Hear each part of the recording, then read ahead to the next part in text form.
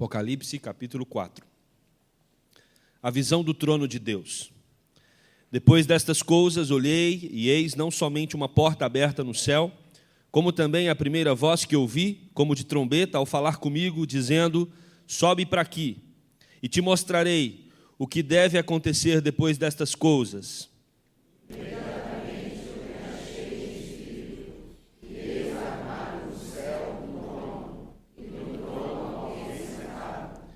E esse que se acha assentado é semelhante no aspecto à pedra de jaspe e de sardônio, e ao redor do trono há um arco-íris semelhante no aspecto à esmeralda. Ao redor do trono há também 24 tronos, e assentados neles 24 anciãos vestidos de branco, em cujas cabeças estão coroas de ouro.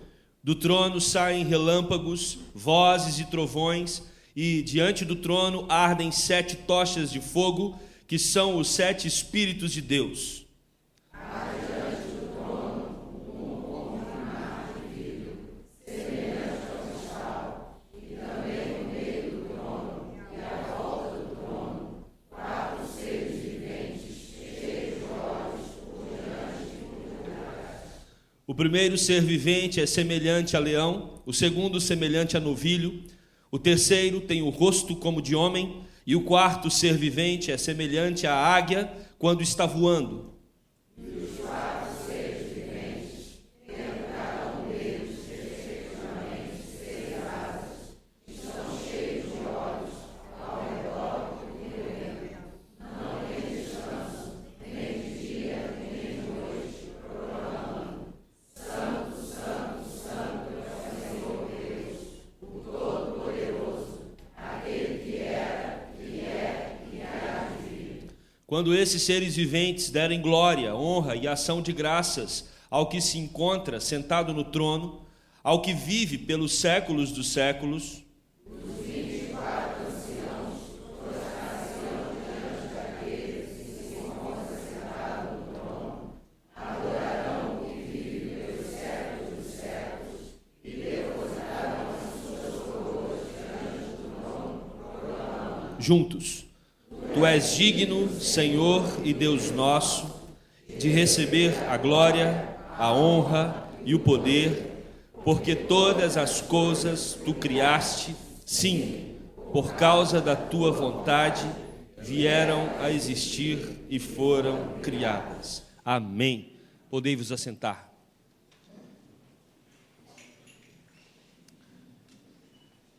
Nós já estamos acostumados à modernidade. Os mais novos, então, não conseguem imaginar o que é um mundo sem tanta tecnologia. E eu estava pensando na introdução desse sermão, me veio à memória um sujeito que eu conheci que até a sua juventude, não teve contato com energia elétrica. E eu lembro dele contar como foi a experiência dele ver a primeira lâmpada acender. Imagina hoje,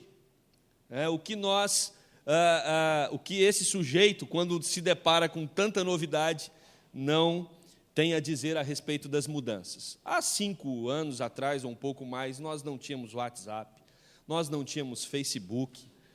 O telefone celular, me lembro, há uns 15 anos, quando o vô João, o vô da Isabela, que morreu com 102 anos, há uns 4 anos atrás, estava com uns 90 e alguma coisa, e o meu cunhado pegou ele de carro e eles foram na estrada de Brasília para Anápolis, chegaram no meio da estrada, ele parou o carro, pegou aquele Trabuco Donosor, o Trabuco Donosor era aquele celularzão que se abria assim, e falou: vô, pode ligar para casa que o senhor vai ver a tia Alvina falar. Meu filho, como? Do meio da estrada? Eu vou ligar de um aparelho e vai tocar lá em casa? Vai, vô. Não é possível eu estar enxergando isso. Vô João morreu logo depois, porque senão ele teria visto coisas muito mais absurdas acontecendo. A nossa presidente Dilma viajou para os Estados Unidos, depois que ela resolveu aquele probleminha dela lá com Barack Obama, de espionagem, Não está mais emburrada, foi lá falar com Barack Obama. E depois de uma semana de trabalho, ela já no finalzinho vai visitar com o presidente executivo do Google, Eric Schmidt, todo o Centro de Indústria de Tecnologia, e conversaram um pouco sobre isso, como trazer tecnologia para o Brasil. E ao visitar o Vale do Silício com ele, ele apresenta para ela o carro que agora não precisa mais de motorista. Amém? Irmãos, eu já estou vendo, se um carro não precisa mais de motorista, porque ele tem sensores, e cada sensor detecta, se o sensor detecta uma pessoa, a luz acende de uma cor, se é outro carro, a luz acende de outra. Então imagina, daqui 20 anos, nós não teremos mais motoristas, e acredito sim que os carros vão voar, porque com tanto sensor não vai bater carro no outro. Olha que maravilha, nós veremos isso, ou não. Mas, quando Dilma desceu do carro, ela falou: estou descendo do futuro.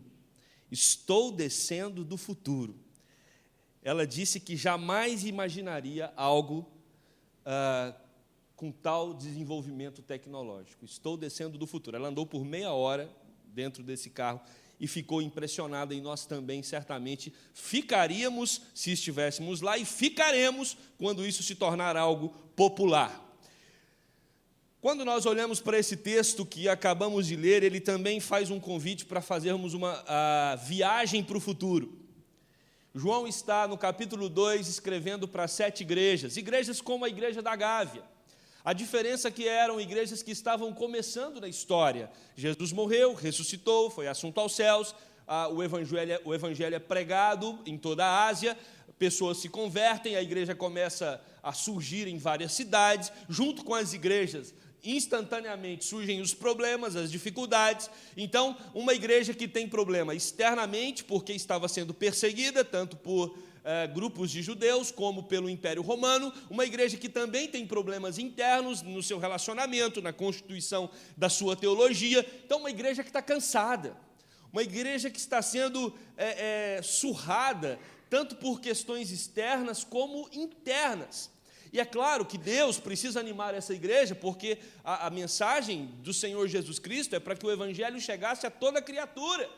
O Evangelho precisava ser proclamado em todo o mundo. Então, nós temos o apóstolo João sendo levado cativo para a ilha de Pátimos, e ali ele recebe essa revelação do nosso Senhor, e nesse capítulo 2, o capítulo anterior, João vai trabalhar a respeito dos problemas, Jesus vai trabalhar com João a respeito dos problemas que estavam acontecendo naquelas 7 igrejas da Ásia. E Jesus aponta quais eram os pontos fortes e os pontos fracos daquelas igrejas, assim como a igreja da Gávea. Tem pontos fortes, tem pontos fracos, nós acertamos num monte de coisas, e nós erramos em tantas outras. E certamente, se Jesus escrevesse uma carta para nós, nós poderíamos avaliar aqui quais eram os pontos que estamos fracos, e essa carta está escrita, está na Bíblia, é só avaliarmos a nossa igreja à luz da Bíblia. Mas aí, o capítulo 3 começa com Jesus Cristo dizendo para João assim: João, vem aqui comigo no futuro. E pensando nesse convite de Jesus para João, eu quero propor para você pensarmos no seguinte tema: bem-vindo ao futuro. O que Jesus quer mostrar para o apóstolo João e mostrar para nós é que existe um futuro reservado para aqueles que creem no nome do Senhor Jesus Cristo. E depois de Jesus falar com João a respeito das questões da igreja, do presente, Jesus fala: João, vem comigo, tem algo sublime que eu preciso te mostrar. O que está reservado para os crentes no amanhã é a manifestação da glória de Deus. No futuro, a glória de Deus será manifesta de maneira plena, e o convite é para que João experimente essa glória de Deus sendo manifestada. Por isso que o versículo 1 começa: depois dessas coisas o quê? Dessas cartas que foram escritas para 7 igrejas, olhei, e logo vi uma porta aberta. Jesus então o chama com voz poderosa. O convite de Jesus é sempre com voz poderosa. Eu não sei se você tem aí na sua mente registrado o dia que o Espírito Santo entrou no seu coração e fez uma habitação porque você creu no nome de Jesus, mas é impossível nós resistirmos à voz de Jesus quando Ele chama, porque ela é uma voz de poder.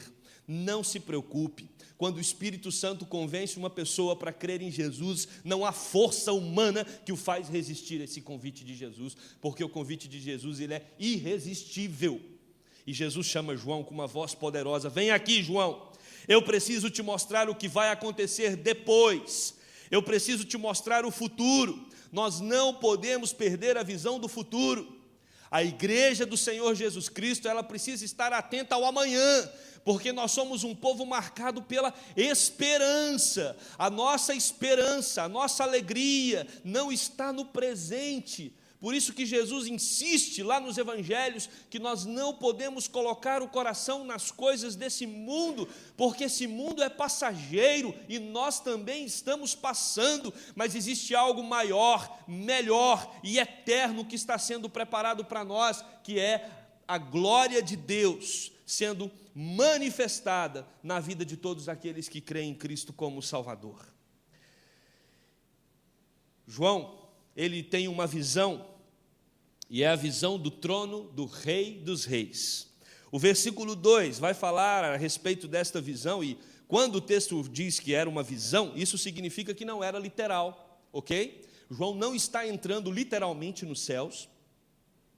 Apocalipse é um livro cheio de simbolismo, e o propósito aqui é representar uma majestosa realidade celestial. Ok, então João está tendo uma visão. Se é visão, não é literal, mas quando nós formos morar com Cristo, não será uma visão, será real e literal. Ou seja, o que João está vendo aqui é menor do que o que vai acontecer, porque o que vai acontecer é incomparavelmente melhor do que isso que João está vendo, porque João está apenas tendo uma visão, está no estado estático, mas é apenas uma visão.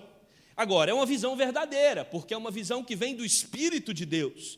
Sua alma está afastada de todos os objetos ao redor, e ele se aproxima do trono. E nós lemos aqui o Salmo 99, e o verso 1 diz: reina o Senhor, tremam os povos, ele está entronizado acima dos querubins, abale a terra. E é exatamente esta visão que o apóstolo está tendo, que Deus está assentado no seu trono sublime, reinando sobre tudo e sobre todos. E aqui nós temos a figura de um Deus que reina, e a glória desse Deus resplandece, e nós, como igreja do Senhor Jesus no século 21, não podemos perder esta visão. Nós pertencemos a um Deus que é rei sobre tudo e sobre todos, rege a história, rege as nações, rege os governos, rege a minha e a sua vida. Nenhuma decisão que é tomada nessa terra é tomada a revelia da vontade de Deus. Deus, ele tem controle sobre tudo, e ele permite que decisões que às vezes nos choquem sejam tomadas, para que eu e você nos aproximemos mais ainda dele. O que nós temos aqui é João assombrado com a glória e com o poder de Deus. Esse trono é o centro de todo o universo espiritual. Tem alguém assentado no trono, e esse alguém que está lá, ele domina, ele governa e ele controla todas as coisas. Ou você crê nesse Deus, ou você não crê em Deus nenhum. Ou o seu Deus é um Deus que tem o domínio sobre tudo e sobre todos, ou o seu Deus não tem domínio de nada. Porque ou nós cremos num Deus que é soberano, num Deus que rege a minha vida, a minha saúde, a minha casa, os meus filhos, que rege a minha igreja, que rege a minha cidade, que rege a nação, que rege o mundo. Ou então esse Deus é uma invenção humana, e se ele é uma invenção humana, ele é menor do que o homem. E se ele é menor do que o homem, ele pode ser manipulado pela criatura.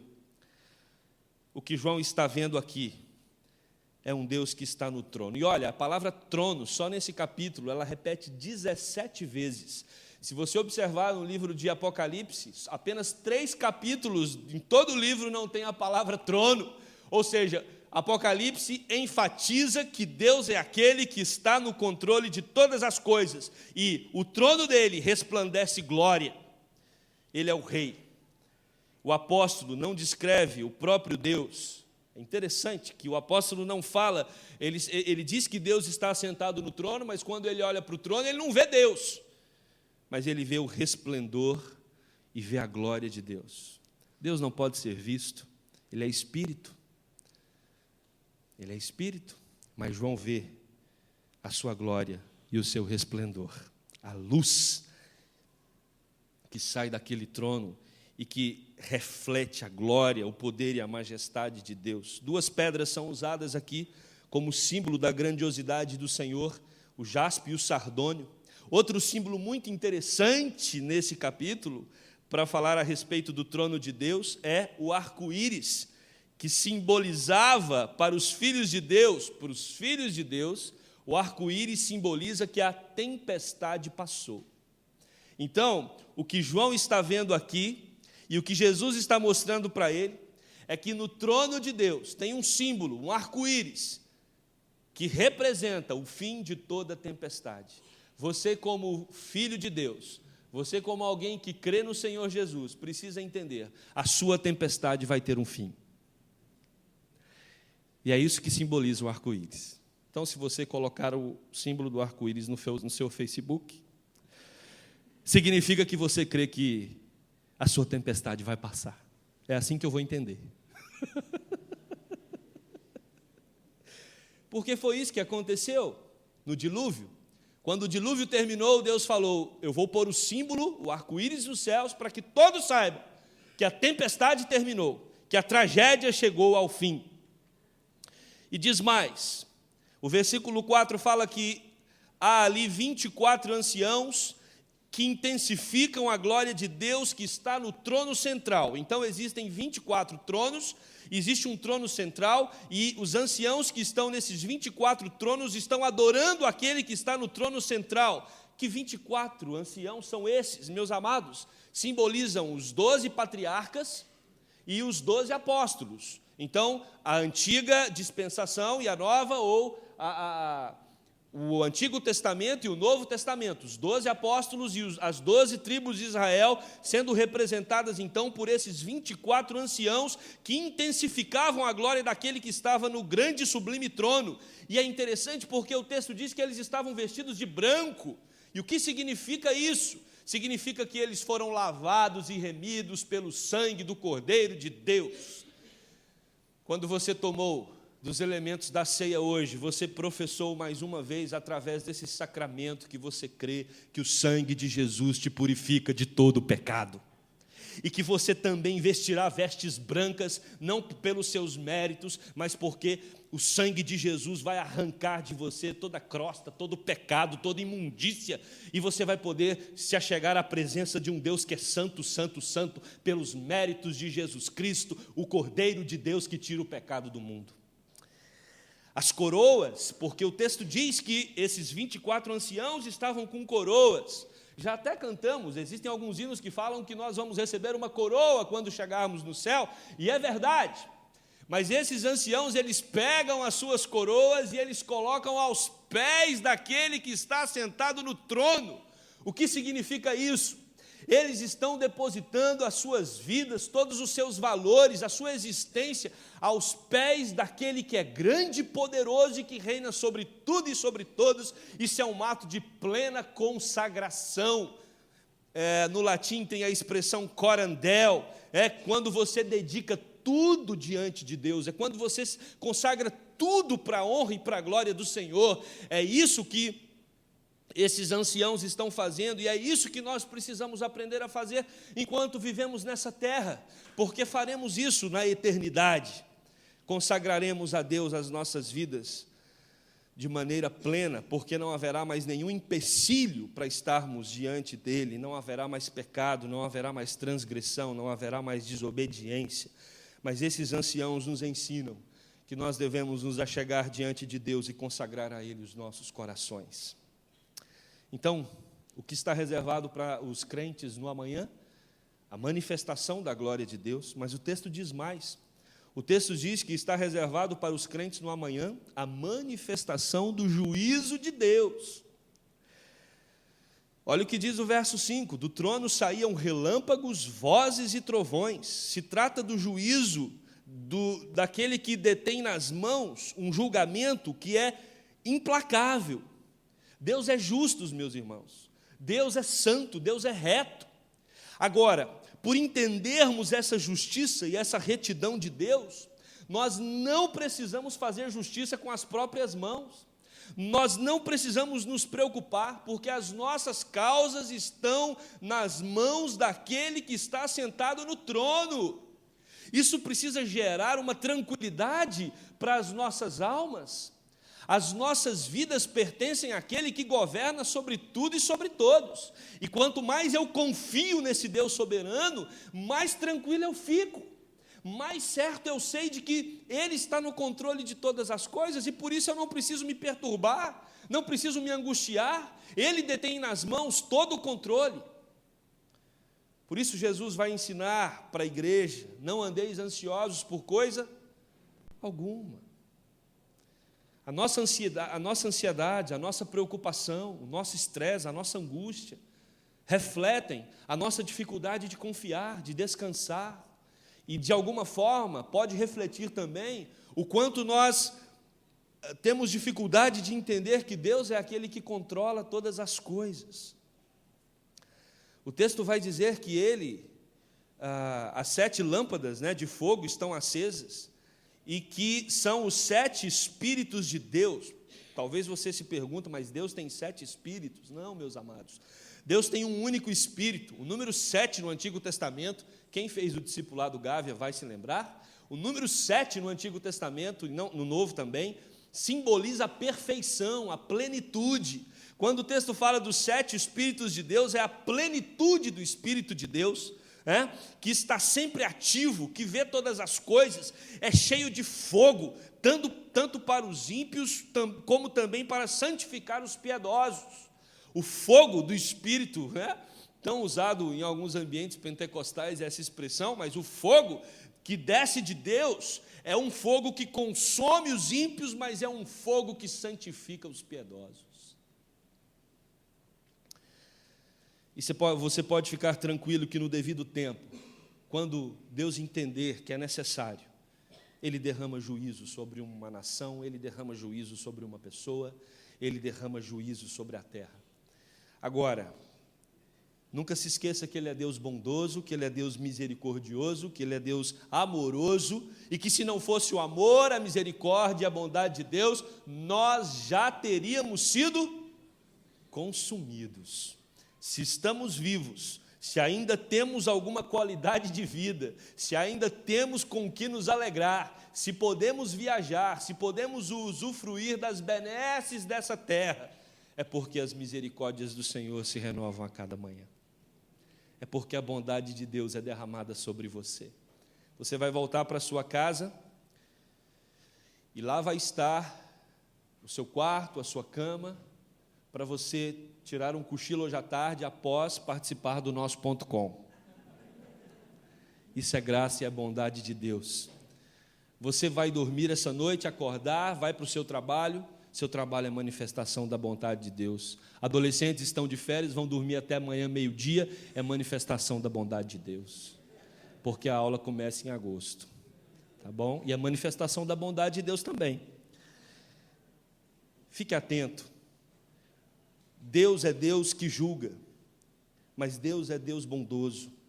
Todas as coisas estão transparentes diante do seu trono, por isso é usado a figura de um mar de vidro, vidro como cristal. Sabe por quê? Porque as coisas diante de Deus são claras, transparentes.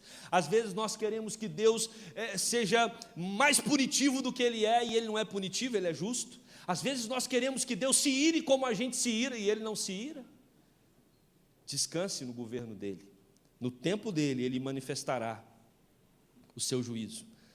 Tudo claro, tudo é lúcido diante dEle. Hendrickson, quando comenta isso, fala que Cristo com o seu sangue purifica todas as coisas.